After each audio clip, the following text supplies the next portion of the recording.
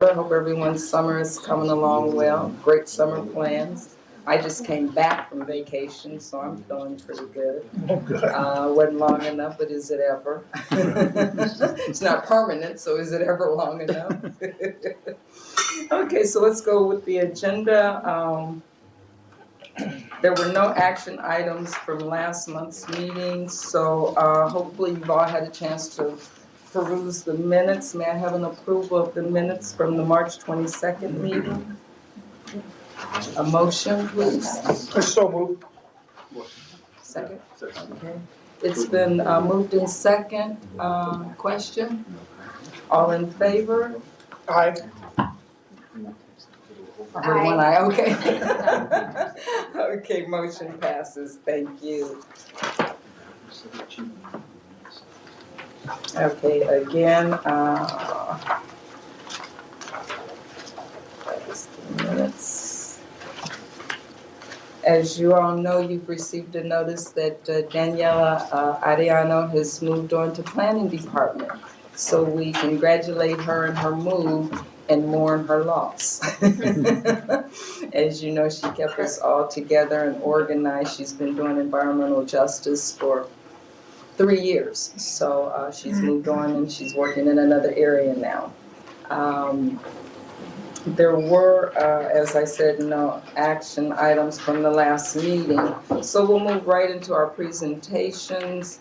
Humberto Lugo is going to present on community engagement and outreach. Humberto, we're ready to go. Yeah. Here's a clicker. Stand up. Whatever you're comfortable with. You can sit and click. Okay. It's whatever you're comfortable with.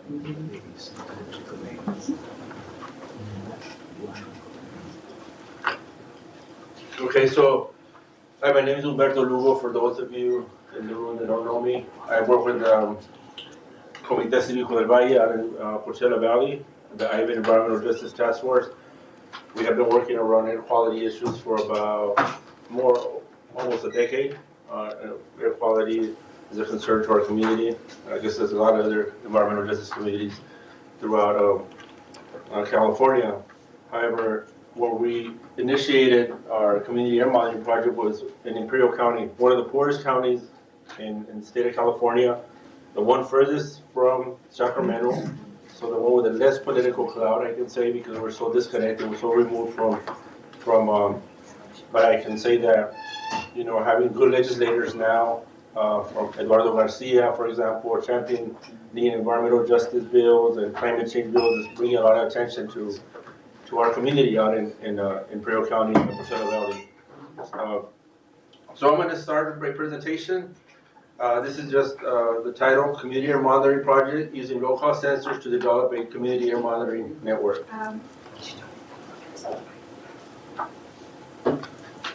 So in Imperial County, like I mentioned, we've worked around air quality issues for the last 10 years, maybe a little more. There has been a history. We're going to be talking about the history of community air monitoring efforts, new opportunities with sensors, democratizing data and science, leveraging community knowledge and capacity, and the community air monitoring network that complements regulatory monitoring. I'll give a little bit of a background here. So like I mentioned, Imperial County is mostly agriculture, a lot of spraying from pesticides, a lot of vehicle emissions, a lot of transportations to the port of entry with Mexico. So there's a lot of transport that happens here in the West Coast, that originates here in the ports of Long Beach and Los Angeles, and down the corridor, down the 10 freeway, down the San Antonio Pass into the Riverside County, which you might think it's so far away, but you know, everything just blows downwind into our communities out in the Coachella Valley in Imperial County. So these are some of the things that, some of the stuff we were concerned of. We have the Salton Sea, for example, which is inland body of water. It's the largest lake in California, but it's receding rapidly due to water transfers that occurred in 2003.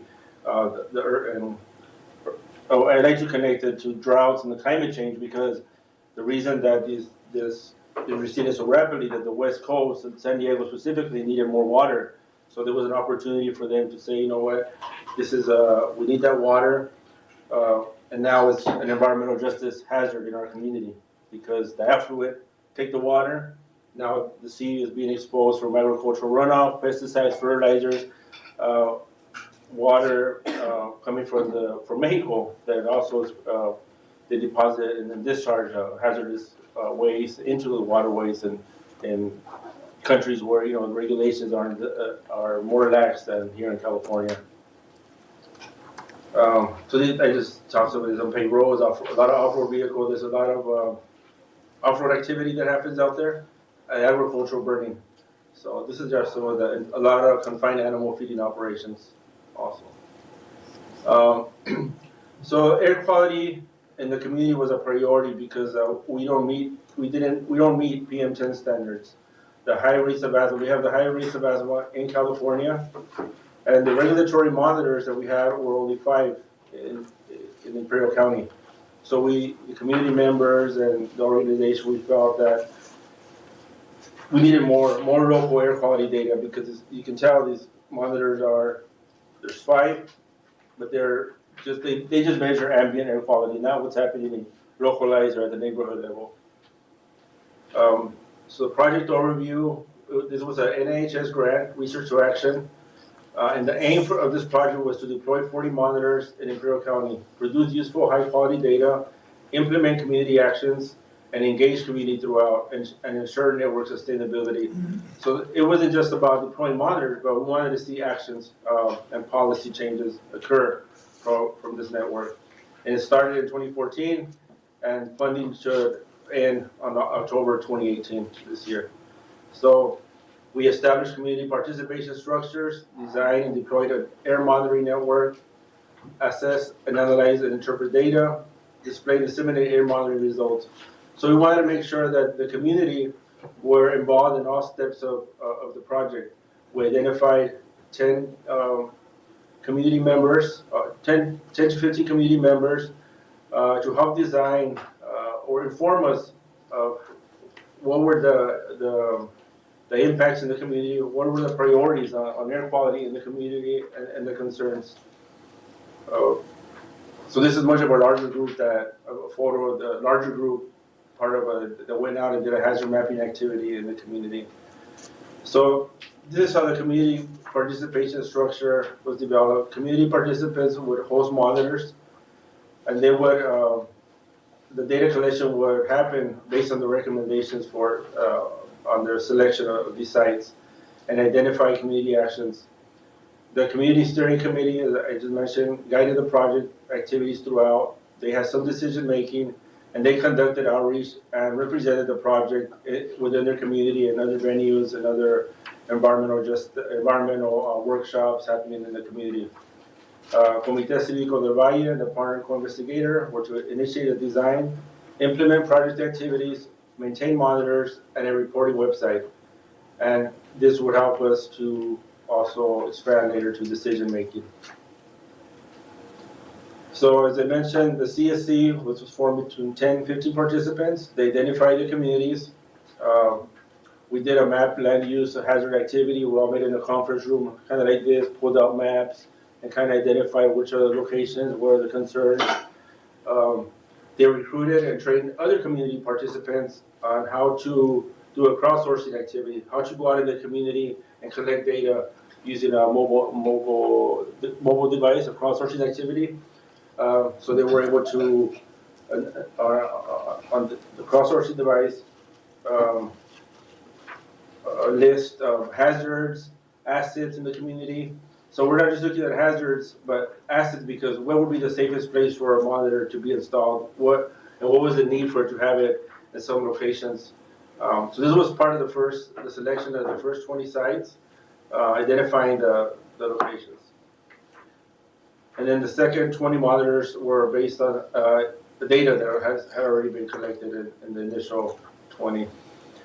So as you can see, the deployed 20 monitors throughout Imperial County. The right picture shows the 20. Then after this, we use a land use regression model based on that data and the regulatory monitoring data to identify a possible the next 20 monitors, which you can see in the lower right picture there. We want to make sure that the data was accessible, useful, and understandable to the community. We already had a crowdsourcing platform website called Ivan Environmental Justice Reporting Network. So we decided that we already had that tool where people can report environmental hazards, issues, report illegal dumping, oil spills, etc., agricultural burnings, pesticide spray. So we decided that we already had that, and we added a layer to it where we were able to place the monitor locations where community members can look at the monitor based on the colors. We use similar colors as the EPA, the green for healthy, yellow for moderate, orange for sensitive, and red for unhealthy. And community members are able to sign up for air quality alerts as well. This is just some of the things that some of the students worked on, just showing a picture of. So the network deployment and analysis. How this works is that the monitor is a customized low-cost optical particle counter, which I want to say that part of the reason we use this monitor was because the South Coast SCAQMD had done extensive testing on the Dynos monitor in their AQ Spec Lab, and we thought this was one of the best choices at the time, And what I want to stress also is that it not necessarily means the monitor that's important, because monitors can change over time, but the community structure, the community engagement, how that's engaged, that's the importance in this project. So this is how our monitor works. It's a low-cost sensor, and it goes. We have an Arduino network, which also has sensors for temperature and humidity, and we have wireless networking, which is a hotspot that sends the data to the cloud, to the database. Then it's able to transfer that data, analyze it, and put it in our website for the community members to easily understand it.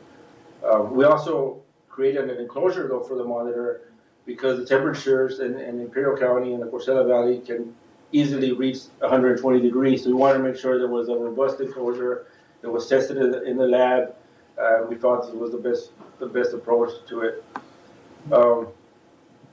This site here is out in the community, kind of like outside. This is part of the second 20 monitors, but as you can see, that's what the monitor looks like on the right screen. I also did a lot of that work out with the community and the citizen science and installing the monitors. So the assistance of them and with the outreach was great. Siting agreements, we were able to cut through bureaucratic lines. If it was the government to say, hey, can I install a monitor here? We were able just to go to a host and say, hey, can we install a monitor here at your facility or at a school? A lot of monitors, we have 13 monitors in schools in Imperial County. And those were because community members thought that was the best place for monitors to be, because of the high incidence of asthma and the education component, not just to the community, but to children, to students, to the teachers, which we found out later, a lot of educators and a lot of education needs to happen at the schools as well to protect public health. So here you see deployment and maintenance, monitor assembly, I just talked about that. And the data ownership. Data ownership is very important because there is monitors out there available, but the data belongs to as proprietary ownership, or belongs to a company, and our data belongs to the community. So we were able to set up everything to transfer the data to our servers, transfer the scripts. So you've got an independent third party, Humberto, that monitors the data and actually safeguards the integrity of the data that's being collected? Yeah, so the first, the partnership with the University of Washington, which were the scientists behind the project, were the ones analyzing the data. Before we did any of that analyzing, we collected about 6 months of data.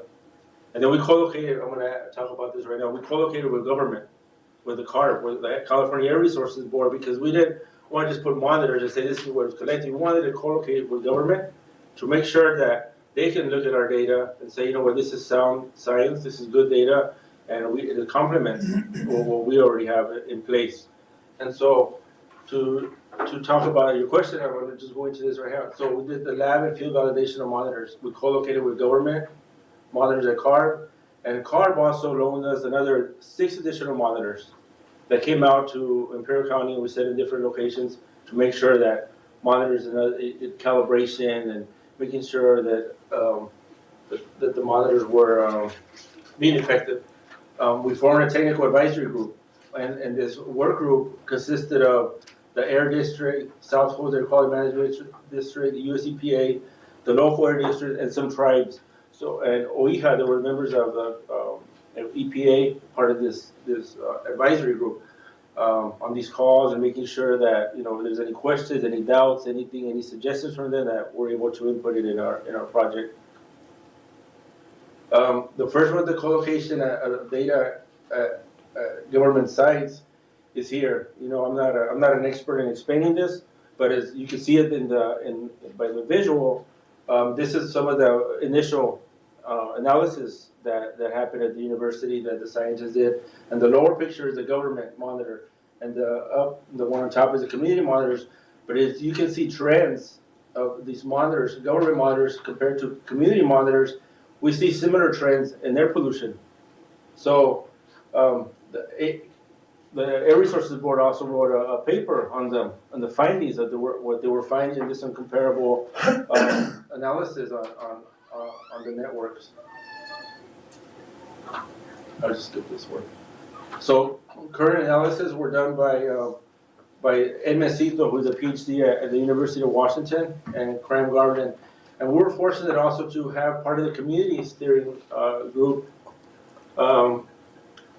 scientists working on. So she's not only is a scientist in our project looking at the data, but also other scientists looking at our data and questioning it. Why is this happening? And so the community was fortunate to have that and able to understand the data and what's happening at a much layman's term, you know, that we're able to explain it to the community and be able to show visuals and PowerPoints to the community to understand the data.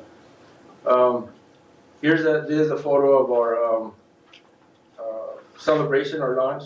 You can see a Assembly member Eduardo Garcia was in attendance there. This was in 2015, I believe. So now the community, having all this data, has a better understanding of community air quality. The monitors on the side here show the coverage of the extent of coverage that our monitors have on air quality, and the one on the left is the government. So the data that is happening in the community, what people are breathing, and some of these monitors are co-located within maybe a couple miles from each other, others 10 miles, 15 miles, but it's very useful data for community members. This is just the community response. They really like the efforts of the project. On the lower picture, some of the CSC members in attendance of this. Created this slide to show some of the project impacts. And now we have time for questions at the end. You know, maybe I missed something, maybe there's something you want to ask me. So some of the project impacts were also the community awareness and use of data. We had another project happening at the same time, which was a flag program. So some of the monitors located at the schools, they also implemented a flag program. So they're using data for the school monitors. Someone at the school tasked to raising a flag according to their quality throughout the day. So they started the flag program at the school, started a flag program at senior centers. I mentioned the CSC member who's doing a postdoctoral research or explaining the data to the community. There was increased CSC engagement and leadership. Members of the Environmental Justice Advisory Committee, the Southwest High School. We also created a Youth Leadership Institute out of this project. They've also traveled to Sacramento already, the Youth Environmental Health Leadership Youth Leadership Program. They were so engaged on air quality, so increased attention and responsive by the local air districts, California Air Resources Board. We've had so much attention by federal and local government on air quality.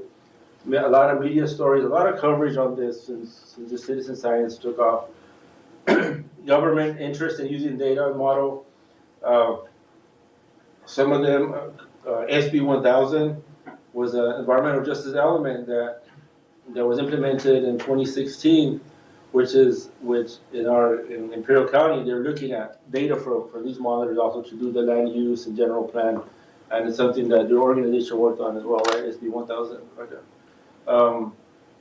They're using the data to evaluate South Sea mitigation projects and what are the best projects to reduce the impacts or the exposure to the air. We want to take credit for implementation of AB 617 because 617 is one of the most significant pieces of legislation in a very long, and I mean in the last several decades, I think in the last 30 years, giving communities the resources to do community air monitoring and emission reduction plans. And so government looking at what we had already done in Imperial County, looking at it as a model for the rest of the state, shows that when community grassroots efforts are led by the community, it can lead to policy change. And that's what we want to stress in this. Like I mentioned, it's not about the monitors, but mostly the community structure about this. We were also able to identify exceedances on our regulatory monitors. Since we were okay with government monitors, we were able to identify that based on the patterns, based on the air quality and the trends, that our monitors were exceeding the federal monitors. Federal monitors had a cap, the regulatory monitors, and our monitors were exceeding it. So we're like, hey, wait a minute, what is happening? Why is it that? Is this why we don't meet air quality standards? Is this why that we can never meet anything, that our local air district blames everything on Mexico because it says, but for transport to Mexico, we don't meet, so we had a meeting with a phone conference with US EPA, and they told us that they had not rearranged their instruments since the 1990s. So since the 1990s, now we're looking at what this data means to us and how we can meet air quality standards since government is not doing their job, right? But in essence, that's what it means. They're not doing what we're expecting them to do. So what they did, they put some other EBAMs out there in the community that had no exceedances, no caps, and they were able to see the trends were going way much higher than previously thought. So this we probably would have never identified this if we would not have this kind of network so robust in the community and co-located with government. This project, like I mentioned, AB 617 is part of this project, kind of like setting the tone for the rest of the state. We've also had expansions in Eastern Coachella to do a smaller network of 5 monitors, and that's working in partnership with the California Department of Public Health and University of Washington and other organizations. We created another community steering committee out in the Coachella Valley because of topography is a little bit different than Imperial County. Replication of our project also, during our project in the second year, Cal EPA, or the Office of Environmental Health Hazard Assessment, decided that, you know what, we need to do something similar at the border in San Diego, at San Isidro, and look at the impacts from Mexico and how we can get additional data to update Cal Environmental Screen Tool. I don't know if many of you are familiar with that tool, but it's a tool that the state uses to identify the most burning communities in California due to poverty, socioeconomic factors, pollution, water pollution, etc., toxic facility releases. So that was a replication happening out of this project. So we see a lot of successes throughout the project. Inspiration for future projects, even in Mexico, looking at they want to do something similar for their community out there in Mexico. And now with AB 617, we are seeing that this is something that's going to expand throughout the state of California. And I want to mention that the IVEN started as an environmental justice reporting network for communities. It's already in 7 communities throughout California, and a lot of the partners that already have the IVEN network were recently funded from CARB's AB 617 funding, which they already have the platform where they just load the data, make it available, easily available to the community as well. Next steps, keep sharing the information, making sure that we can keep changing policies at the state level, local level, schools. So what we're going to do now is, all this monitoring was PN 2.5, PN 10. In our project, and with AB 617 now, we're going to enhance it to do methane. And we thought, we met with a lot of stakeholders throughout California, a lot of environmental justice organizations, and we thought methane was a priority from all sources, not just from oil and gas, but from landfills, confined animal feeding operations that happen throughout the state of California, and oil and gas, of course. We thought maybe this would be the next step for us. PN 2.5, PN 10 are a priority. They are a criteria pollutant. However, we know the communities want more, and we developed that plan to say, what is that one thing that everybody wants to look at? Because low-cost sensors are not readily available for all pollutants, just some of them, and we were able to identify some for methane that are low cost and cost effective for community organizations. So the next step in our sustainability of network, we were able to secure some funding from CARB before AB 617 to sustain this for another year, sustain the network once it ends in 2018. Just so conclusions of this presentation is that the use of low-cost sensors in a community or monitoring network provides useful, actionable information, actionable health actions, and policy changes. Technical challenges still occur at times, when network issues, but not anything that we can't overcome within a day or a couple hours, just getting out to the site. The community engagement benefits all partners. Plan with sustainability, community ownership as a stated goal. So the ownership of the community is what's crucial in this project. And these are the acknowledgments of all the partners in this network. And that's it. I probably missed some of the key points, but you guys can ask me. No. That was one of my presentation. Very informative. Any questions? How much does it typically cost to deploy a program like this in other parts of California? So this project was funded by NIHS, and it was a $2 million grant. And so university, CDPH, and Comité Cívico del Valle. So it was a $2 million investment already made towards, we want to say it was a down payment for AB 617 for our communities to have this, So, right now, the CARB had the solicitation for funding for $500,000, for $500,000 for a community. I think that in a $500,000 range, I'm going to go off of that. Say that if you were able to secure $500,000 and already have a quality education in the community and engage community members, that you could probably run a network of about maybe 10 to 15 monitors based on what we already done in Imperial, making sure you already have that, some capacity, and 15 monitors, because I can give you maybe a cost of what the monitor costs, but not additional costs like data servers and all that in a monthly, yearly cost. But a low-cost sensor like this roughly costs about $1,500. It's not so low cost because of what it takes with the network and making sure the enclosure. But I think with I can't really give you a price of what it will cost. It's just an estimate, just to see. Yeah. If we were to do it here in Orange County, not here in Orange County, but in Orange County, wait, is this considered Orange County? Yeah. In Orange County, or LA County?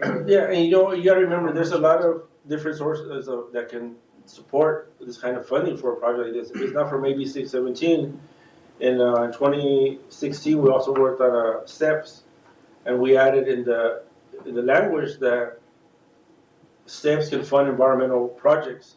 So something like, for example, Rainbow, that there's a violation, that they can give money back and be able to give money for even a network in your community. So there's a lot of different mechanisms to secure funding if it's not through AB 617. But So I can't really give you a cost. I know the cost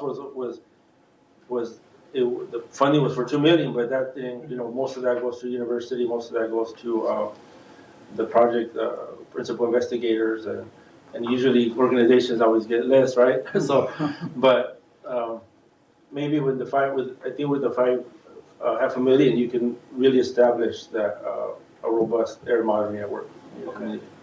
And then my second It question. doesn't have to be that much. Yeah, It could be maybe within $50,000 or $100,000, but. And then my second question is, once you have the data, right, and it lets you know that, okay, there is a certain percentage of, toxic air quality coming from a certain area. Is it from a company? Is it from, we already know where it's coming from, so what are the next steps into, what are we going to decrease? Are we going to decrease a truck passing by through local communities? Are we going to, have a plan? Yeah. What is a plan to decrease the toxic air quality in the community after? So with AB 617, the plans are to do an emission reductions plan with lower emissions. We find that even though these monitors are PM 2.5 and PM 10, it's a criteria pollution, but if we see peaks, and say for example we're close to a facility and we see peaks, what is that? How can we use that data to go to that company? We've had the discussions before, what industry is there, and industry say, well, wait a minute, you're going to be, but you know what? It's a win-win for both, because if they see emissions peaking in their facility, it might be a leak. They want to resolve that issue too. What does that mean to the community? That you're aware, you have this data, but I think those are the plans that we're able to come up with a plan that how do we reduce that, because we know the industry is capable of adding scrubbers, there's technologies to reduce emissions, but it's going to take a community actions. This is going to be the monitoring, and then the action is going to come with it directly should be the engagement of how do we reduce these emissions based on the data that you're already collecting in your community. So, having this data changes a lot of the community perspective on how they see air quality. We've seen that before. Community members that weren't so knowledgeable on air quality, they have the data. Now they're able to go to city council and give testimony because they have the information. They can go to school board meetings and say, you know what, this is happening here. They can go across the street to a Raymond facility and vice versa and say, this is happening here, and be able to talk freely about what they have, because they have the power in their hands. So I don't know if that answers some of your question, but thank you. Great. Any other questions? Humberto, how did you guys connect with the school district to get the monitors in the schools? Did you go through the district, or you went to the schools directly? So a lot of the community members, they wanted, they said, wait, the school should be the best place. We have high incidence of asthma, and the educational component will be much greater. The kids, teachers, parents picking up their students, and we'll have this information for the whole community. It wasn't just going to the school, just like we identify staff. It's not just going to someone knocking on their door, hey, can we put a monitor here? It wasn't just that simple. Actually, right now, we've been going through this with the Coachella Valley. It's taking us about 5 months. We already have the enclosure, but we didn't put the monitor because something happened and somebody questioned something, and but it's been resolved. But so we went to the schools. We sent an initial email to the superintendent. Mm-hmm. So then the superintendent would say, you know what, talk to the assistant superintendent. But we started the project in May, so we kind of lost a few months because summertime and there's a lot of transitioning that's happening at the school, with the different with superintendents, for example. And so some would say, you know what, meet with the assistant superintendent. So that took a while, and the communication, they're not. I realize that school superintendents aren't always looking at their email because they don't respond, or I guess they just don't want to respond. It took a lot of calls, it took a lot of effort, but some of them had to be taken to the board meetings as well. Oh, some of them we've had to go to the board meeting. Okay. We've also had to go to the schools and do a presentation on air quality, talk to them about air pollution, what it means to the kids. So this presentation wouldn't apply to them, right? We had a presentation for what air pollution means, the asthma rates, showing them the all the connection between what's happening in the environment. So it took several meetings. It wasn't just one meeting. Yeah, it's a process. It's a process. Yeah. Okay, but you were able to get in. There were some districts that had 3 or 4 schools, and they said, yeah, go ahead, put them on, and for the schools. So those were actually there are two districts that had 2 schools that said, go ahead and put them in our school without doing any further. But then we had to go to the site and then meet with the site maintenance facilities person and go look for an appropriate site also, because a lot of our siting we did it with siting criteria from CARB. So we wanted to make sure that there was no obstructions, no trees nearby. So it is a process. Okay. It took, But successful. but the flag program really, elevated the project to a different level, because at the schools, at the same time we're working on another federally funded project on asthma, and the promotoras went to the schools and we want to put a flag program. So the schools also, that was a different meeting, we try to do it together, but sometimes different conversations. But the schools tasked somebody to be the one changing the flag, kind of keeping a log of what happens throughout the day. So that information is useful also for us for our actions of what's happening at the schools. And we noticed that there's been a lot of changes in behavior at the schools that didn't really care for air monitors, they didn't care for the air flags. Said, well, I don't care for this, but I went to this university and I'm going to go with it. 6 months later, a year later, their attitudes changed. They've seen the reduction in absences at the school. So what does that mean to them? That means that in policy, they're able to now apply for funding, because now there's less absences at their school. Are you guys hearing this? So there's a whole connection. It's not just one air quality, it's bad, but it has a direct impact in the community and how they see air quality. The kids' behavior also, they're also able to understand, Mom, Dad, I can't go outside because of the flags flying, so it starts reducing those triggers. They have, some of the schools have a policy when the air quality is bad, unhealthy, they just keep the kids indoors, kind of like a rainy school day, or keep them in the gym, so. Part of AB 617, I think the next steps is how do we get air filtration as part of the emissions reductions plan in schools and in gyms, and provide that for them, because so it's a win-win in different aspects, not just for our EJ communities, but I think school policies, they're also able to benefit from what they have already in school, and they've embraced the work, and we come back and let's do it, whatever it is. So, because of this interest, there's USC's also, we've also put some other monitors out there, and UC Davis. Now we want to understand the wind patterns. We have multiple sensors in some of these schools, creating youth leadership institutes in the schools also now because of this project. So it's been a lot of changes, a lot of wins in the last 4 years. Like every day we saw, almost every day we saw success that's happening. And so, the teaching the kids on air quality and being able to present to their school, to their teachers, citizen science, it's huge. They've been to Sacramento, they've been at Eduardo's office, they've been with different legislators, talk about air quality. They present to them. They've been, I think the last cohort went to a hearing committee, so they were able to be part of that experience. So, kind of just engaging the whole community, not just, so. Yeah. That's why we wanted him to present, so that you could understand that everybody wants AB 617 now that it's out. Everybody wants it, but there needs to be a capacity set for it already.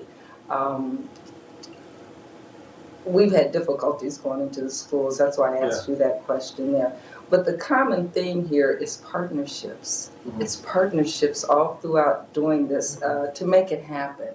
Partnerships with the agencies, within the communities, the local organizations in the communities, the EJ organizations in the communities, all have to come together and make this work. And the exposure to the children by putting the monitors in the schools, it's education into itself. You start them when they're young. And hopefully out of some of these kids, we'll get some kids that are involved in fields of science and environmental justice or environmental period. You guys have done a wonderful job out there. It's amazing. You guys really should look to Umberto as a resource when you want to start doing this in your communities. What part of Orange are you in? Huntington Beach. Oh, you guys have those coastal odors out there. Yeah. So I want to piggyback off what Humberto said. The reason why we were very successful with the Rainbow Environmental Services Company was because we had direct communication and partnership with the school board, not necessarily the school itself. But once you get partnerships with the board, because they're the ones that make the decision at the end of the day. They could if the school wants to do it, but if the board doesn't want to do it, it's not going to happen. And typically, when you include hey, we have this. When you include the parents and the kids go and talk at the board meetings, they give in and they're like, okay, let's do it. If it's for the better of our communities, why not? And it's for the kids. When you tell them it's really for the kids, to stop those kids from having asthma, they really get it. Because the parents are the ones that are dealing with these kids, getting up in the middle of the night when they can't breathe, taking them to emergency. So they really get the importance of the air quality. Have you guys had any problems with depth monitors? With depth monitors, does that enclose your work? Yeah, we haven't had any depth on any of the monitors. Great. Some of the boards have questioned the data, what it means, or what it means to their school. Like I mentioned, some of them already are past that, but like in Coachella, for example, they they have a lot of questions. But we also know several of the board members, so the information is already there. They've already seen the project impact, so it's easier. And there's key officials in the school district that we've known for decades, and advocating that these monitors go up. So it's good because if, as a government agency, to go into a school, it can take you guys decades. I mean, just even for CARB to move a monitor, I've been seeing that they want to move so their station in Imperial is at a high school way at the end in the corner. It's part of the property of the high school. They want to move it just to the other corner, and they're having troubles with real estate and attorneys and issues like that. So even that, it's a process. So I understand that, and this is what's so important about the community, like you mentioned. Once you have that involvement, and it makes it a lot easier than to buy in. It does. It really does. And we have monitors in homes, and the Imperial Irrigation District was a water and power agency. They also gave us access to a lot of their sites. And so have you guys at the Coachella Valley. So. Your grant that you referred to, was that from was that from the community grants through CARB? You referenced a grant that you guys had received. No, the one that funded the project was NIHS. Oh, okay. But based on the sustainability and looking ahead before, because we got to make sure that just because we have the monitor, we don't want it to come down. It's useful. Right. We want to make sure that we can sustain it. We don't want to just put a monitoring network and then we don't keep doing the work that it needs to be done on policy and air quality and looking at the data, because it's already, we've seen the benefits. So we were able to work with CARB on a contract to secure some funding for sustainability while we're able to look for other sources of funding. And they assisted you with the writing of the grant, or did you guys do the writing of the grant by yourself? They assisted us with it, yeah. It was more like a contract, so it was a little bit easier, their grant with their help. Sure. Great. Again, he's been through it, he's done it, and I'm sure you don't mind. 617, really, a lot of the partners through the state benefited. We try to form a collaborative with other groups, make sure that we provide as much support for them at no cost. Pretty much to be able to put this proposal together in time and get funded. So, and based on the language that was on the RFP, was pretty much all of our work that we had already done. So we were able to help a lot of organizations in that front too. One last question, I think. How does the community obtain the data? How do they get to the data? How can they view the data? Yeah, so they can go to ivanair.org. It's right. Okay, right. It's called Ivan Air Monitoring. There we go. So when you go to ivanair.org, you can also sign up for air quality alert. So if a community member wants to sign up just for the monitors closer to their home, they can sign up, they'll get an alert, and the exceedance says so. There's a map of monitors, and there's so we did it similar to US EPA, the color coding, the community member style. So that was a whole process of how we're going to share the data, how we're it's not just like here's the data. How we're going to display to the community. So and what is important to them? What do they need to know to be able to use this data? So we created we call it the community air quality levels. Yes, count air quality levels. And so it tells we didn't think it was even necessary for us to go to purple or maroon because once they're at red, you shouldn't be outdoors. And we got to remember though, even though I know this has been brought up before in some platforms, that even though the air quality is green, it doesn't mean that it's the safest. It doesn't mean that it cannot have an impact to somebody's health. But we based it on science, and but it's so yeah. Anybody can go on there, ivanair.org, and there's a few monitors out in other parts of the state, in Bakersfield with our partners in Kern County. They have 2 monitors there, and so we plan on soon. Maybe this will be. You start seeing more monitors on the website. So this kind of also gave other communities the opportunity to say, we already have this established. The other communities that already had this network, they already having to put it in the grant. We already have the database, into our platform. We're already part of that. So that also allowed them to make it, a little bit easier for their funding to be able to show that. Okay, just one more time frame from the time you guys started to when you actually got your monitors. Guesstimate of time, 2 years, 3 years. When we started the project, so I want to say we started. The first community meeting we had was in May. I can't remember what year now. 2014, I think. 2014, and the first install happened a year later at the celebration picture. Okay. That was the first install at the high school. This day, so it was May 30th, 2015. I see the date there. Yeah. So that was the first installation that day, and then CARB. So the first monitor was at CARB and at the school. Great. At the local school, and this teacher at the school is also he wasn't involved in environmental issues before, but he got involved at the time. Now he's part of the state education board, working on a curriculum for civic and environmental literacy to combine it together at the school.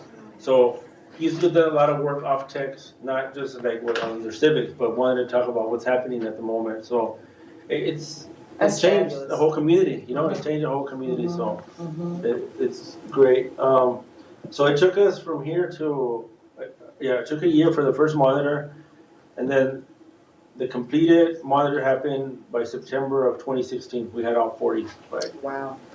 Okay. September 2016, yeah. Great. Any other questions for Humberto? Thank you so much, Humberto. That was really informative. I was remiss in the very beginning. We've got a new member that we'd like to welcome. Rebecca, my apologies for not bringing that in the forefront. If you just kind of tell us a little bit about yourself, and then we'll go around and do introductions so that we get to know folks too. So my name is Rebecca Zaragoza. I am a policy advocate in the Eastern Coachella Valley with the nonprofit Leadership Council for Justice and Accountability.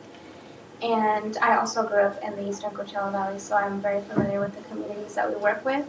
But Leadership Council, what we do is we do a lot of community organizing and policy advocacy at the state level, and so we focus around environmental justice, transportation access, access to safe and affordable drinking water, as well as affordable housing.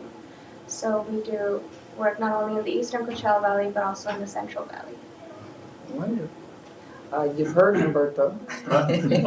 Introduce yourself. Humberto Lugo, I'm with Comité Cívico del Valle. We also work on policy, environmental justice issues, citizen science projects, so all kinds, all types.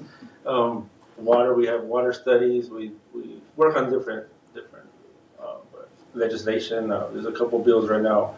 Actually, my colleagues are testifying right now on a bill for infiltration for schools. how to get some of that money that has already been allocated a couple years ago through the green, I forget the name of the bill, but the bill is 2453, but I forget how that money was secured. Making sure that those monies come back because, air quality is getting worse and we see it every day, it's getting worse. And regardless of where, wanting to meet our goals for 2020 or 2025 or the greenhouse gas emissions down, it's not happening, and so we'll have to keep working on that. And I think, it is a good time to start community monitoring networks and make sure that the state looks at that data and says, you know what, we need to do something because they need to clean up their act.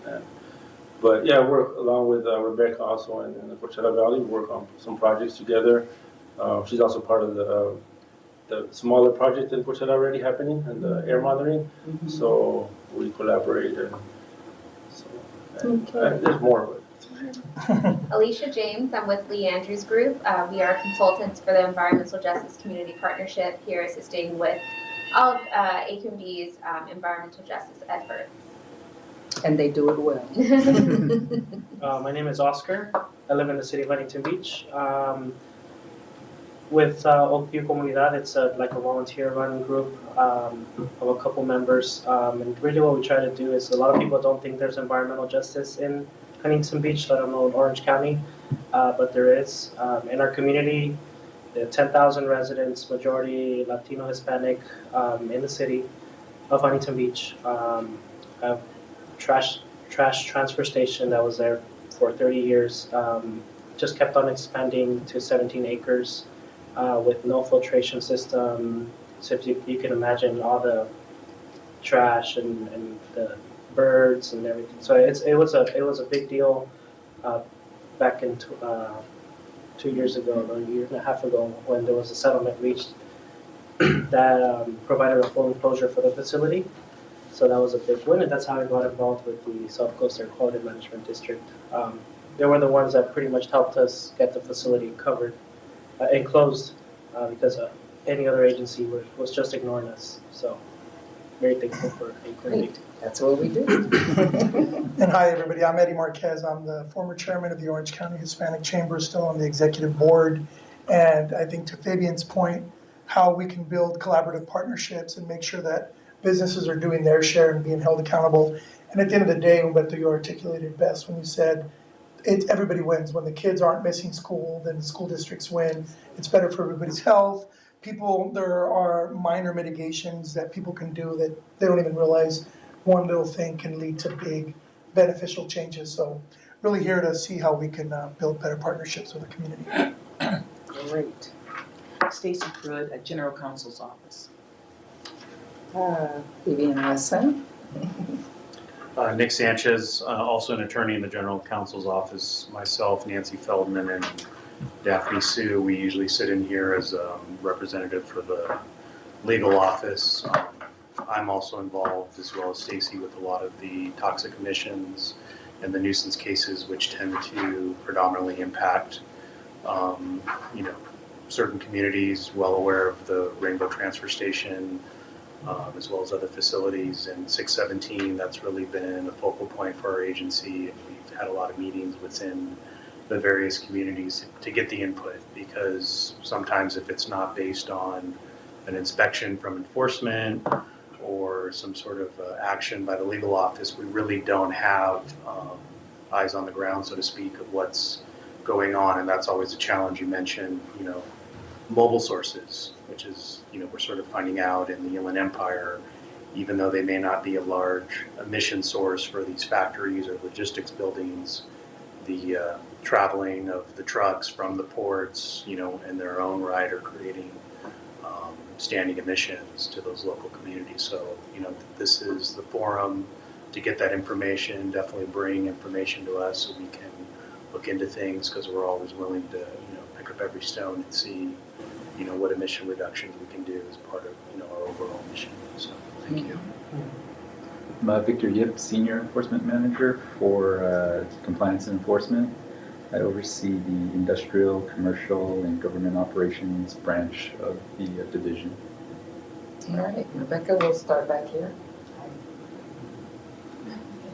Hi everyone, I'm Soraya Alexander-Ford. I'm also part of the Leanders group, so because of the company that exists with Phoebe and her team with all their EJF. Kirsten Grant, City of Huntington Beach. And I'm sorry, I didn't hear. City of Huntington Beach. Oh, great. Oh, we've got Huntington Beach in the house. My name is Gabby Nunez, and I am with the Urban Conservation Corps of San Bernardino and Coachella Valley. We basically work with areas of recycling, environmental beautification of our cities. We actually are also on the process of doing some planning to teach our young Corps members, ages 18 to 24, on conservation and beautification and sending the message out in forestry. We do a lot of tire recycling. We go out there and talk to businesses and public lands about getting all those tires off of the road and getting all those tires that are in public lands, affecting the area. We also work on e-waste, getting all those computers out of, the places that they're sitting now. We work with businesses such as the Press Enterprise, the Sun newspaper, to collect a lot of their e-waste and get it off the streets. So what we do is we teach our Corps members ages 18 to 24 on how to put some of these things into implementation. They go out, they get trained, they get paid to go do things such as recycling, the picking up of the tires, the picking up of the e-waste, and they also learn about beautification of the forestry, which is what we're working on right now. And we create jobs for our community, which is at the end our most important thing. Absolutely, great work. Anna? Hi, my name is Anna Yu. I work with the Legislative and Public Affairs and Media Division here at the South Coast SCAQMD. I work with various outreach projects and writing projects, and right now I'm especially working with the environmental justice initiatives here. All right. Hello everyone, I'm Valerie Gonzalez. I'm here with the Center for Sustainable Energy. I'm their equity specialist, and mainly from LA up to Tulare, and we help overall with EV different incentives from the ARB, as well as right now we have a few Southern California Edison grants and the Edison Foundation grants to help with EV overall, I guess, adoption, and with the different, I know with Replace Your Ride that South Coast has, we work a lot with them, and I know like Denny and the team very well, but overall, yes, I've worked all throughout California, so at this point, I know, I feel like almost like every zip code, no, not zip code, but city at least. I do understand that feeling. Thank you all for the introductions and the information. We really appreciate it. I think next on the agenda, I have a presentation. Is that correct? Yes, ma'am. What am I presenting? You're up to bat, baby. Is there a clicker?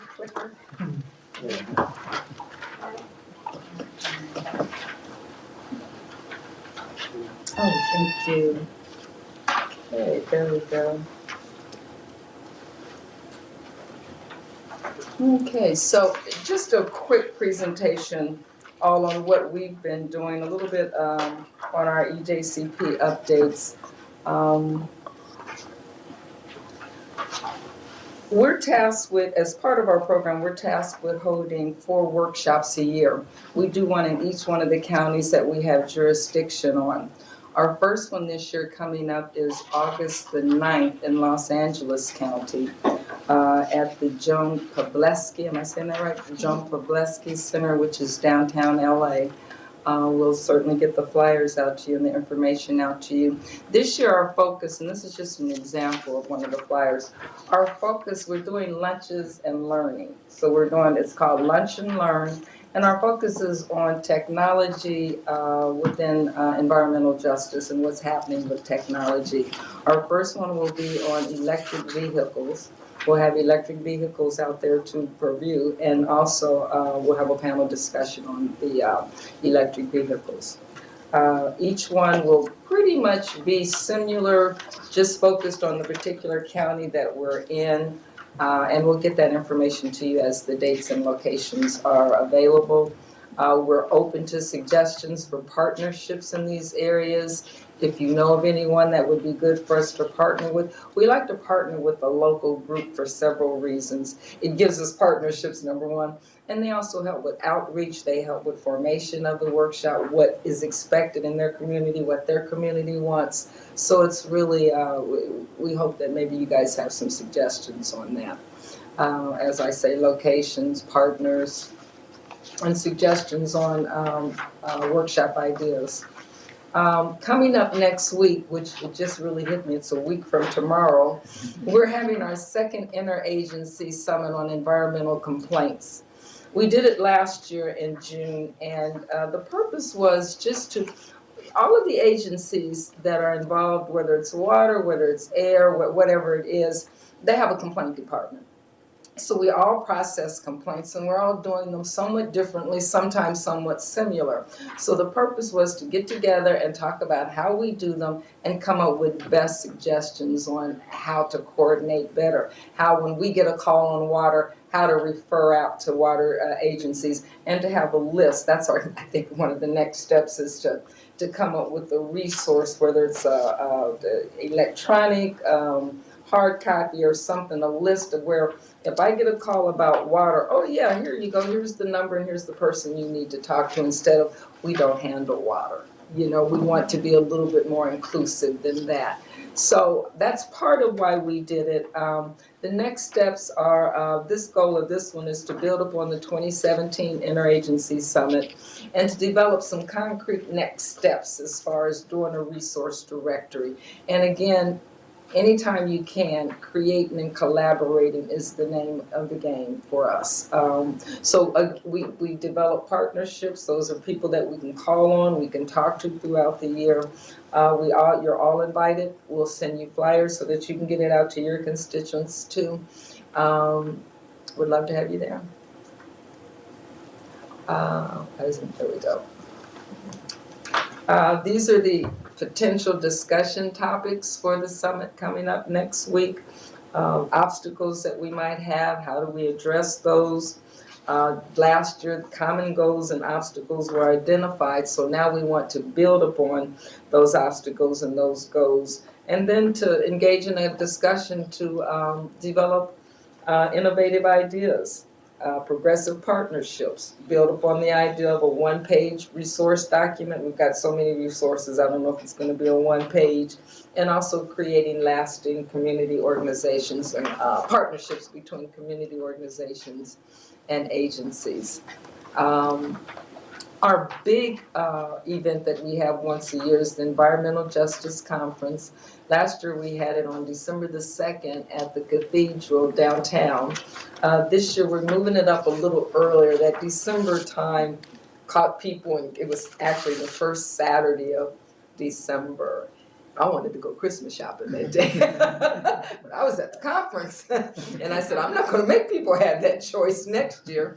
So we're doing it earlier. We're doing it in September, and it says location not to be yet to be determined. I thought we had a location. We just signed a contract this week. Yeah, so we're at the Huffington Center. Yes. We're at the Huffington Center, which is in smack dab in the middle of a EJ community, mid-city LA, on Pico near Arlington. It's off of Normandy, Pico and Normandy. And again, we'll get more information to you about that, but certainly we want your input on that. If you have any guest speakers, if you have any panelists, if you have any ideas about breakout groups, any of that stuff, we've started working on it. We've got some things going on in our mind, but we certainly would love to have input from you all. So any input that you want, send it to us. And while I'm on that, I heard mention of a couple of different youth leadership groups that you all have. If you have in your communities youth leadership groups, could you send me those names? Because I'm thinking that maybe we need to get all of those groups together. What do you think? Convening a youth workshop, conference, something with all of these. I mean, we've got, you're 18 to 24. We've got a group, you're 18 to 24. We've got the youth, the Young Leaders Advisory Group here at AQMD, 18 to 30. So it's that age that we really want to tap into and get their perspectives and get their vision about how they see air pollution and where it should be going. So that's something, Alicia, I think we really want to talk about. Should we have a youth present this year? Absolutely, and that's another thing. Anything that you guys want to present on, or you think that you want us to have presenters on, and it doesn't just have to be from AQMD. We can pull presenters from EPA. We can pull presenters from CARB. Any subject that you think you might want to have a discussion on, please let me know. Let us know, and we can do that. We can make that happen. So last year we had one school participate, I want to say it was in Paramount, maybe, and they were the only school that participated. But if we have more youth, we could do a workshop based on youth and what they want to hear and how to get them more involved. Because we definitely want their involvement. So on that, we've got some potential speakers there. We've got some potential MCs, but certainly we're not locked into stone with any of those. That just kind of gives you an idea of who we're looking at. If you have someone else that you'd like to add, please let us know. Advisory council involvement. We want to hear from you. We want you guys to be involved. This is your council. This isn't just AQMD. This is your council. This is your group. So we want you to be involved. How can you be more involved? Think about that. You know, if there's other ways that you want to be more involved with what we're doing here, please let us know that. We talked about presentations. When we have events coming up like this event, what's the best way to get it to the members of your community? Is it when we give it to you guys, are you sending it out to members of your community? If not, we certainly would like to see that happen because you're outreach for us. So we really would appreciate that. This is a calendar of our next advisory council meeting dates, just so that you can calendar it.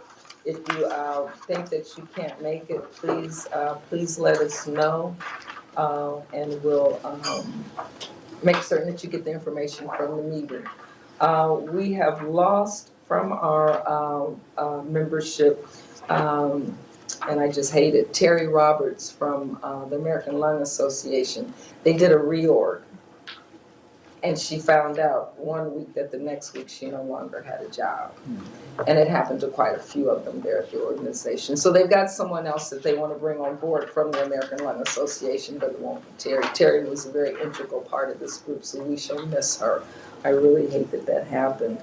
And then Suma Pisapati has relocated to San Diego, and she's not quite certain that the distance will meet her schedule, so it's possible that she might not no longer be with us. So if you have some folk that you know might want to be on this committee, please let us know, and we'll reach out to them. We'll be reaching out to you. And by advance notice. So Suma was with Earth Justice? I believe that was She was with Earth Justice, so. I'm just She was an attorney, right? She was an attorney, Yeah, and she's no longer with Earth Justice. She with the Attorney General's office, was it? California's General Attorney's Office. Yeah, the California Attorney General's office. So she's with another location even. So that leaves two openings right there that we need to fill. So maybe we can get someone. Which is my suggestion. Maybe we can get someone else from maybe Earth Justice. That's a possibility. We're going to talk to her. Organizations. Yeah, we're going to have a conversation with her. Earth Justice does work. The Environmental Justice Organization, just have somebody part of the council to think about that. We're trying to also put together a list of environmental justice organizations. We have some, but if you have a list of folk that you work with, if you could send that to us, that would be great so that we could come up with a comprehensive list. I attend AB 617 group consultation meetings throughout the state. And we have some organizations coming there, but we'd really like to have a list, a comprehensive list if we can, of organizations. In the basin. Actually, throughout California, but basin definitely, but throughout California would be helpful also. So next on our agenda, and thank you for your patience for listening to me, is Victor Yip. Victor's going to do a presentation on compliance and enforcement. Victor is our go-to guy. I mean, he knows it all. You know, when I need something from compliance, I just ask him for next week. He said, "Oh," I said, "I'm sorry for the late notice." He said, "Oh, I have a whole week. You're giving me a lot of time."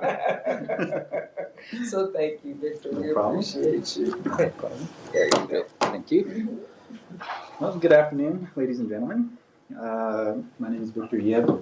I'm a senior enforcement manager, as I had said earlier. A little bit of background on me. I have been here at the district for 19 and a half years now. I started as an air quality inspector and worked in that capacity for about 9 years. I was assigned to the city of Vernon, East LA, Commerce, EJ areas that were impacted. I worked with the East Yards group, and I was kind of around during the building of the Alameda corridor. So I am familiar with the EJ effort and kind of how it started. Some of the EJ initiatives that I've been involved with most recently was the Pomona EJ initiative with Cali, PA. Prior to that, I worked on the Florence Firestone Multi-Agency Task Force. And before that, I participated a little bit with the East LA Boyle Heights initiative when we were investigating odors from rendering plants. So today I wanted to talk about a little bit about our compliance and enforcement program and how our involvement with the community exists through our inspection program. So I wanted to start a little bit with just the SCAQMD's mission. This is our new mission. It's SCAQMD's mission is to clean the air and protect the health of all residents in the South Coast Air District through practical and innovative strategies. And one of those strategies, I believe last quarter, you were given a presentation from Lachlan Tesopoulos about our engineering program. So today I'm going to talk about another function, which is our compliance and enforcement program. Our jurisdiction spans through the 4 counties. We have jurisdiction over all of Orange County and the urban areas of LA County, Riverside, and San Bernardino counties. Including some of the islands, it makes up about over 12,000 square miles of land that we need to kind of regulate. We do that with 4 different inspection groups. I myself oversee the industrial, commercial, and governmental operations group. And so we're kind of a mixture. We're not specialized. We conduct inspections at all different types of facilities, from small businesses to larger manufacturers. But we also have teams in the toxics team that handle our toxic air contaminants, our landfills, asbestos and chrome and things like that. We have a refinery, energy, and gasoline dispensing team, and they conduct inspections with our refineries, our energy producing plants, and our retail gas stations. And we also have a major source team that inspects our larger emitting facilities under our Title V permitting program and our reclaim cap and trade program.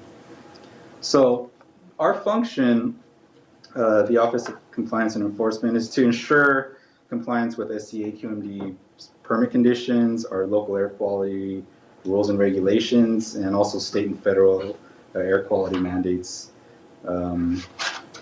We do this through routine inspections that are scheduled every year or every other year. Some facilities are scheduled for quarterly inspections. That would be our chrome plating facilities. And another function that we operate is to respond to air quality complaints, and I'll talk a little bit about that later after this. We regulate a little over 28,000 facilities who carry over 60,000 permits. And again, industries such as refineries, power plants, aerospace companies, dry cleaners, auto body shops, manufacturing plants, furniture manufacturers, metal coaters and things like that. Some of our program goals is we really want to ensure that our businesses comply with our regulatory requirements, but we also want to hold them all to the same regulatory standards. And we do this by conducting timely, routine inspections. We also try to resolve issues of noncompliance immediately through our enforcement actions. And we also try to provide fair, consistent enforcement through our practices and our policies. One other way of resolving air quality problems is to ensure that the community has access to our complaint system and we try to give the outreach to give the community the knowledge to report air quality problems to us, to give us an idea of where to investigate. The makeup of our teams are currently we have about 101, I think it's right up to 103 air quality inspectors amongst the 4 different teams. We have 377 facilities operating under the Title V permitting program. We have 260 facilities in the reclaim program, the reclaim NOx and SOx cap and trade program, and about 28,000 non-major sources. So those are some of the smaller facilities in our area. In addition, we do conduct inspections for the state CARB portable equipment registration program. Currently, we have 13,000, we call them PERP units that have identified SCAQMD as the home district. So when they notify us of operation, we conduct inspections for their PERP units. Once every 3 years is the requirement, since that's how long the registration lasts. And other sources that we regulate are agricultural operations, such as the dairies, asbestos demolition, renovation, and removal projects. They're required to notify us. We receive about, I think it's 19,000 notifications for asbestos removal, renovation each year. So our inspectors will try to get out to those notifications to make sure they're properly handling these the asbestos-containing material. And on a seasonal basis, we do regulate our regulation on wood burning devices. So during between October and February, we have our wood burning curtailment program, where on days of higher monitored emissions, we would declare that no wood burning be allowed in residential wood burning devices. And so when complaints are received regarding that activity, we'll go out and conduct an investigation on that. And I want to add, more recently, we've been conducting inspections and surveys on idling trucks for CARB's commercial idling vehicle, HECM, and we're conducting that once a month in various areas. We have gone out to the Inland Empire, to distribution centers. We're looking at going to other targeted areas throughout the basin. One thing to note is that our inspectors are assigned vehicles where they take care of them, take them home, so that they can deploy from home to their assigned geographic sectors. They don't need to come in here first before they go out to do their field work. And so that helps us be more efficient and have better coverage of the area. Question. Yes. For idling trucks, I mean, some trucks may come from a different state or maybe traveling or passing through. How do you guys regulate or enforce with them? We still regulate them in the same manner that the CARB's regulation allows us to. And so if they're not outfitted with the technology for clean idle, then we would cite them. And yeah. The challenge is catching them, because if, say, someone calls, by the time we go out there, they can be gone. Right. So it's a hard regulation to enforce. It is. Do you do any random truck stops? We haven't done a truck stop yet. We're trying to partner with local law enforcement for the safety aspect before we start going out to truck stops. But that is on our horizon, and we are looking at strategies to achieve that. Back up the freeway though. Yeah. It's a lot of work. That's a lot of work. Yeah. Truck stops and rest stops. Yeah. But right now we're just mainly looking at the distribution centers that use independent haulers. A lot of the distribution centers that use fleets, we're finding a high rate of compliance because their fleets are more modern and they're outfitted with the right controls. Okay. So some of our activities, again, a lot of this is just repeating itself, but we do inspect stationary sources as well as PERP. We respond to our public complaints and equipment breakdown reports. When facilities have some kind of breakdown, they may be protected under certain rules for exemptions or not. So when they report that, they're required to report that to us. So we go out and conduct independent investigations on those. And this is all sort of outside of our routine scheduled inspections. Again, asbestos demolition and renovation notifications.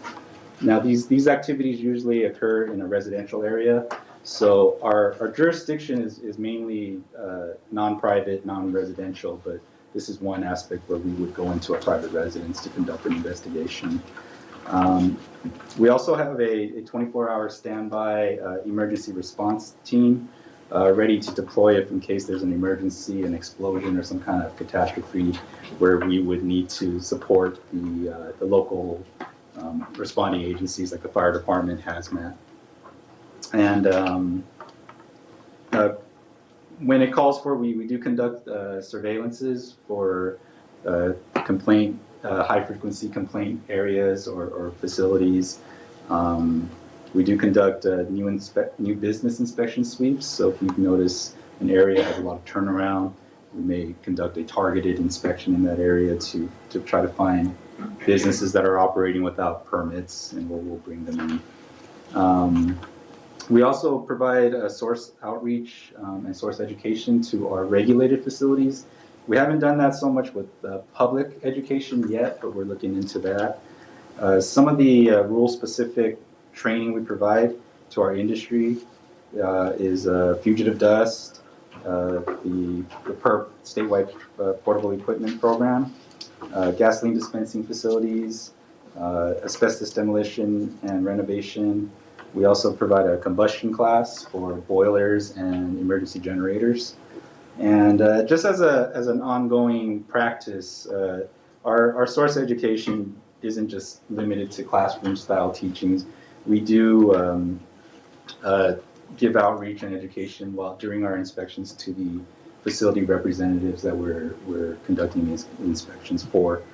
The district also has a small business assistance program. So for some of the smaller body shops or the dry cleaners, if they need assistance, we can refer them to our small business assistance team.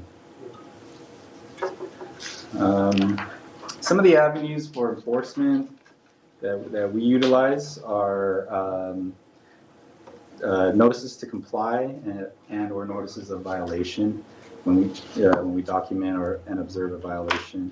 A notice to comply is more like a fix-it ticket where we would give them several weeks to rectify the problem. These are for non-emission related violations, maybe things like record keeping or certain violations that they don't directly impact the public in terms of emissions.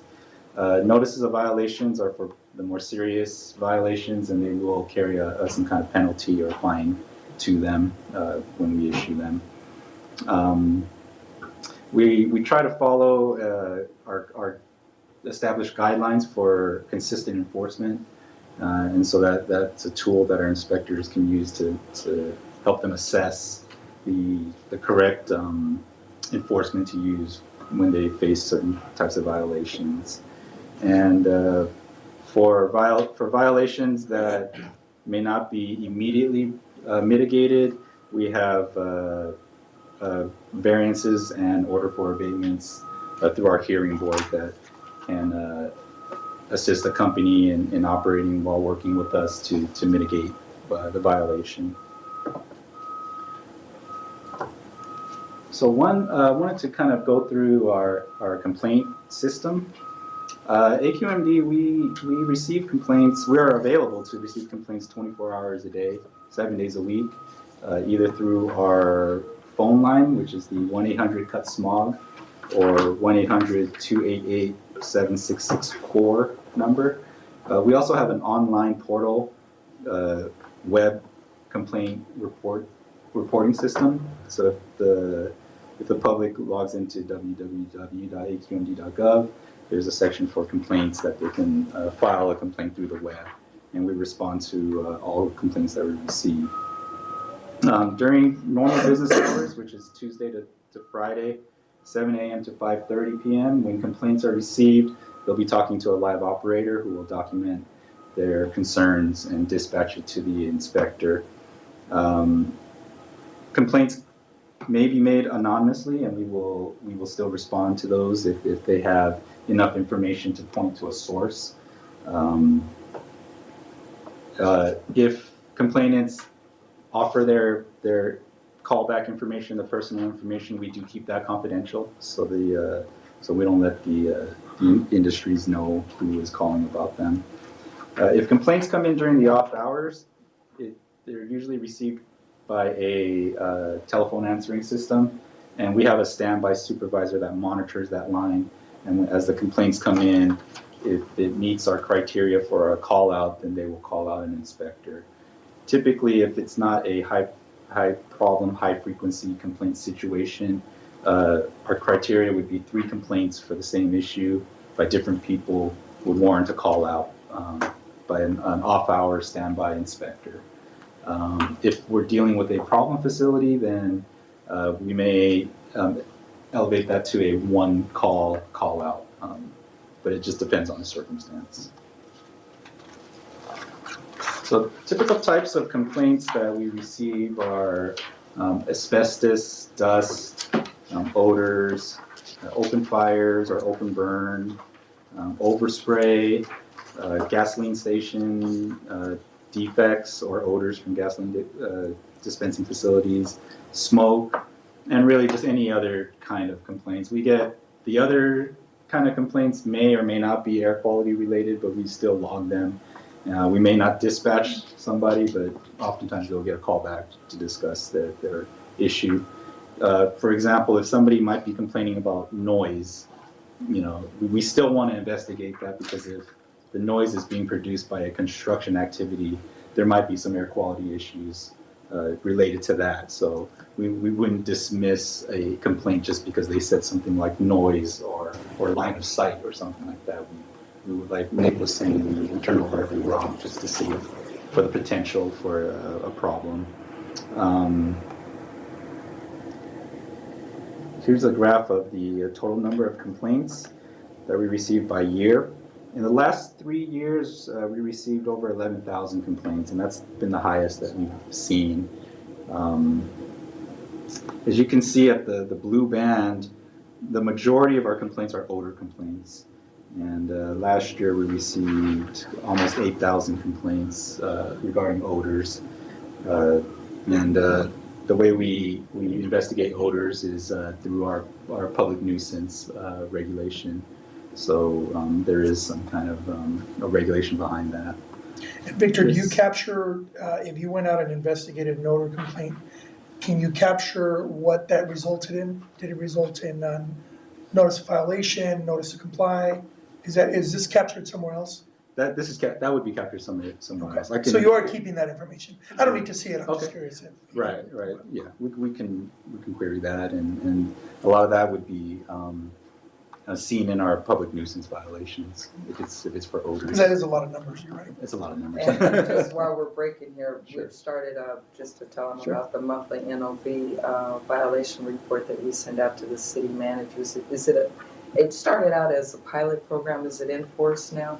Yes, it's in It's in force now. So every month we send to all of the cities in our jurisdiction a monthly NOV report so that they understand, they see, which is just information only, but it's so that they see what businesses or what companies in their cities have NOV reports. And then the next month it comes out, they might still be on there, they might be off, but it's created another chance, because we often get calls, and I get the calls, got this report, what do I need to do? Well, you actually don't need to do anything, and it creates conversation, and then we become the really good guys for giving this information out. Didn't mean No problem. we were doing Right, that's a good point. So yeah. So when we receive a complaint, our inspectors will contact the complainant by the telephone number that they provided, and to obtain additional information. So when we talk to the public and our constituents, we want to help them give us information that would be helpful for our investigation. So, if we get a complaint that says there's a bad smell in the air, but I don't know where from, you know, that it doesn't really lead us to a possible source. So we ask that when complainants call in, you know, try to give us information if they have it. You know, who do you think is causing this emission? When does it happen most often? Is it a regular time of day that it's happening? Where are you detecting it, and when are you detecting it? And that's a lot of information that will help us be more efficient in our investigation. So when we contact the complainant, we'll be asking them about that. And we'll also be giving them information about the applicable rule pertaining to their complaint, and before we go out to the facility, that way the public would know what we're looking for. Once we make that phone call to the complainant, we'll conduct an investigation at the alleged source. And if there is no alleged source, then we will start by conducting surveillance near the complainant's location and trying to find the source of emissions and then trace it to its actual cause. And after the investigation is completed, if we determine a non-compliance with any of our rules or regulations, we'll take the necessary enforcement action and then return the call back to the complainant with our findings. Now, sometimes we are dealing with a high volume of complaints, and our inspector might already be at the investigation. So that phone call to the complainant may not be done immediately. We might have to call them, make that first call back after our investigation is done, because we didn't want the inspector to drop the investigation to make the call. We were already made aware of that issue. So sometimes the call would be delayed. And I know sometimes the public will say, you know, I called AQMD, but they didn't call me back for a couple days later. You know, sometimes there's certain circumstances that would call for that, but we're working on making that contact with them immediately, or trying to find a different strategy to do that, you know, so that they can stay informed as it's happening. Have you found more complaints from community members through a phone call or email? Mostly through phone call. We're seeing an increase in the web complaints, but right now I would say majority would be phone call. And then there's a time, so you let them know how soon you're going to go investigate. Yes. Yeah, we call them back, and the inspector will say, you know, I'm 15 minutes out, or I'm about an hour away, but I'll get to it. Or, you know, one of the big questions would be, is the odor still happening now, or is the emission still happening now? If we need to reassign it to somebody closer, we may have to do that. Yeah, and you're right, when you know, the kind of questions or the kind of stuff you want to know from the complaint, you know, is who is it affecting, where, why, you know, it's like, we've struggled also to have that in our platform. How do we get the community member to give you as much information possible? Right. Because, you know, they might just put the description, but you're missing a whole, like, who is it affecting? It might be affecting, and that might be a cause for a quicker response, you know, from an agency as well. Right. So we've also struggled with some of that. That's correct. Yeah, you bring up a good point. One case we had a person call in. It was just one single person, but we didn't know that person was a student from a school. Yeah. And so when we found out, the administrator called us and said, you know, we have kids that are affected, and so it didn't change our response, but then it kind of brought to light. The way you get the response, Yeah. what you get, it'll elevate it to a different urgency. Mm-hmm. Maybe not the same amount of priority to you, but the urgency might change a little bit. It might, you know, get a different team to go out there. You know, like, you know what, we need to get out there now but those are very important things that we wish community members, you know, sometimes they want to remain anonymous, sometimes they don't want to give too much information, but I guess always having that transparency and sharing back what you found or what happened, you know, as soon as possible, it helps them, you know, maintain that, also learn about what the transparency, right, between the agency and the community, and then that helps elevate and more trust, you know, how to work with you closely. Right. Or they don't want to give their phone numbers. So Right. when the inspector gets out there, if he doesn't smell it, he can't call someone to help pinpoint the smell even more. So those things, they're small, but they're important. They're important. What happens if you go out, there's a smell call, and you go out, I'm sorry, No, no. we're at questions, good. We're at questions. There's a smell odor, and the inspector goes out and he doesn't smell it. It's not there. What happens then? Then, if the complainant alleged the source, saying, I think it's from this facility, the inspector will go into the facility and conduct an inspection in response to that complaint and try to identify if there was a equipment upset or some kind of process upset that might have caused what the complainant was smelling. So I'm sitting in my backyard and I just smell a bad, horrible odor, and I don't know where it's coming from, but I call AQMD. And you guys come out and you don't smell it. What do you do then? From there, we would probably ask you, do you happen to know which But I haven't way left the... my phone number. Huh? I haven't left my phone Oh, number. you haven't left your phone number. Did you leave your address? No, of course not. Oh. I'm anonymous. I just smell this bad smell. If I want you're- AQMD to take care of it. Right. If you're anonymous, then we have no starting point, and so we wouldn't be able to know that it was your household that was affected, and we wouldn't be able to trace it back. If the smell already, if you gave us your location, then from there we can look at meteorological data, look at the wind patterns, and try to track the winds upwind, and then look for potential sources along the way, and just kind of narrow down the field, and we'll do an investigation that way. So that's how we would approach And that. I think that's an important point because, a lot of our communities, we're already sensitive to a lot of the odors. We're already really sensitive, health sensitivity, and it can change between individuals, and how they're impacted. So that's a good point, how sensitive is that, But it's good that you take that extra step and go into the facility. And when you go to the facility, do you tell them, I'm here because of a complaint, or you just want to go? We tell them a complaint was filed against them. We don't tell them who it was, and we say we need to conduct a full inspection of your plant, in response to that complaint. But Victor, you said at that point it's after 3 unless they're a problem organization, right? One call That's- would trigger. That's the after hours. So the criteria to call somebody out with 3 complaints is our after hour complaint program. So when we have a standby supervisor monitoring our calls, then if we get 3 calls within an hour, then he'll dispatch inspector. Was that your question? Yes, Yeah, the okay. 3 versus the 1. 3 versus the 1. Yeah. So during the day, it's a one call? During the day, it's 1 call. Yeah. For every 1 call gets assigned and investigated. Yeah. So after 5, there's no inspection, there's nobody, there's still someone. After 5 o'clock? I'm here. After 5:30, we have an evening crew. Oh, okay. So we have an evening crew that works until 10 o'clock at night, and they're available to respond to complaints. And beyond that, we have inspectors on standby, so they're required to keep their phones on and be able to deploy within 15 minutes if a call comes in or if 3 calls come in. Yeah. What happens if you go into a facility and then they don't let you in? Or are they legally required to let you in? Then we would consider that a denial of entry. We bring that back to Nick and his group for further advice, whether... How does that take?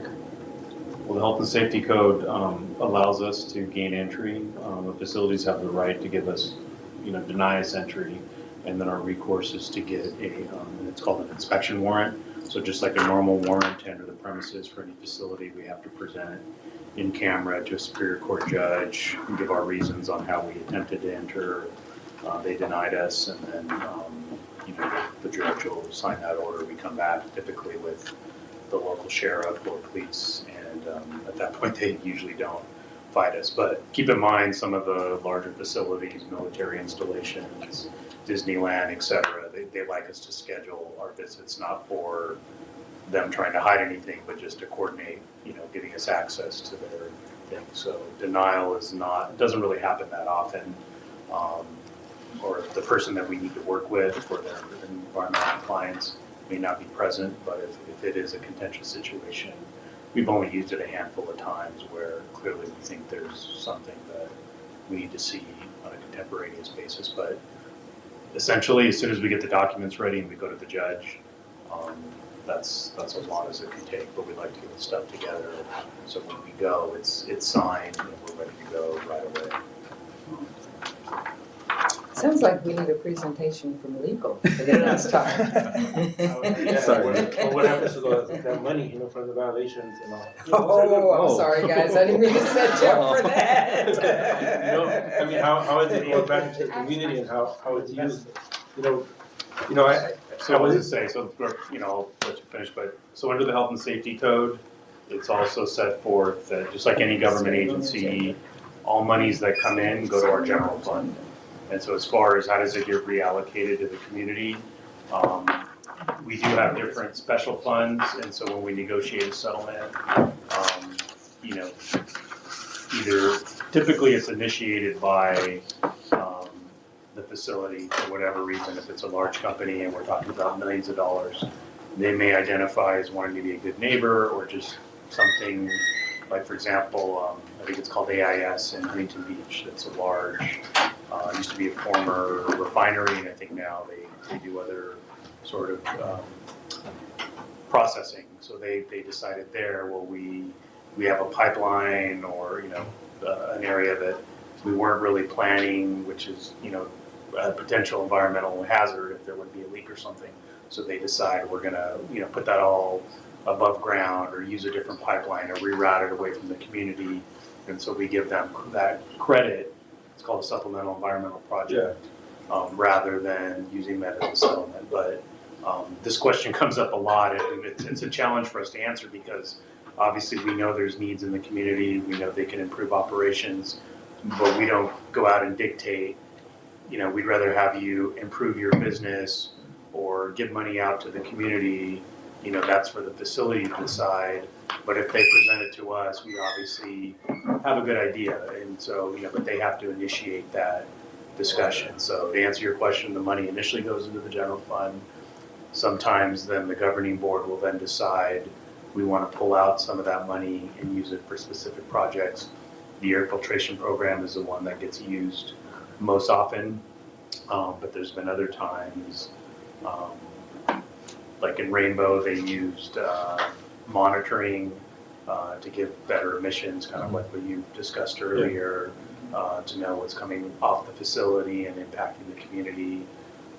In Aliso Canyon, we put money set aside for a health study. So it just depends on what's unique, because that's the other challenge is, we don't want money to come in one settlement, say it's in Colton, and then we're applying that in, Pacific Palisades or something like that. Yeah, and I think that's part of my question, make sure that the money's go back and where it came from sometimes. Because I know that the state used to have the violations occur in Riverside and the money will be used in Sonoma, this, it shows a lot of the consistency of the burdens in each of those communities, so that's kind of my question. Yeah, no, it's something that comes up because it is, we understand it. The community knows, okay, now you're settling something with Exide or someone else, it makes sense. Why can't we directly use that money for the remediation of the lead or the art? But it's not, I personally, the board, especially for the amount of issue, that's an issue that has to come, from the management or the people with authority. But we obviously have common sense. We know that, the community and the residents, they definitely identify a direct line that could benefit based upon the violations, closest to them. We get it. Okay. Any other questions? Sure. So in the Eastern Coachella Valley, I've known several instances in which there's illegal dumping and burning. More than not, it happens on tribal land. Oh. So what is the process for that situation? For complaints on tribal land, we make a referral to I think EPA has a tribal division, so we have a partnership with them. I know there was some fires that went on, whether it was our jurisdiction or theirs, the smoke was impacting them, so we worked with them on that. Okay. Yeah. And then I just was wondering, on your air quality complaints graph, Yes. There's been an increase in complaints. Yes. Are you guys able to credit that to either, more offenders, or is it because more people know about AQMD and who to call now, or how do you guys, We think it's awareness, social media. I think that's a big thing, and we're seeing that. We're seeing complaints kind of come in larger groups now. Okay. So that brings up a good point. Social media is great. Nextdoor app is great. There's on the flip side to that is that sometimes we'll get a large volume of complaints, and when we go to respond to them, their response is, well, I'm at work and I just saw it on my Nextdoor app, so I decided to call in a complaint to make it seem like a bigger issue than it really is. So when we talk to the public, we want them to talk to their groups to, if it's affecting you, then give us a call. We're already aware of it based on maybe 10 other complaints, but to go to different people that aren't really being affected by it doesn't help us solve the issue. But to answer your question, we really think the awareness is out there, and working with the different environmental groups and getting the word out there, the education out there, it's helpful. Yeah. Great.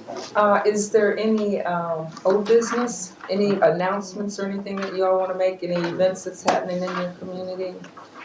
Any new business? Any public comment? No public comments. Okay. With that, having said, our next meeting is September the 19th. If you all would think about sending us names of your youth groups or any youth groups that you know about, and any EJ groups that you know about, that would be appreciated. Other than that, thank you for the presentations, and contact Humberto if you want to get into the Ivan network and all of that. And that meeting adjourned. Thank y'all. Thank you.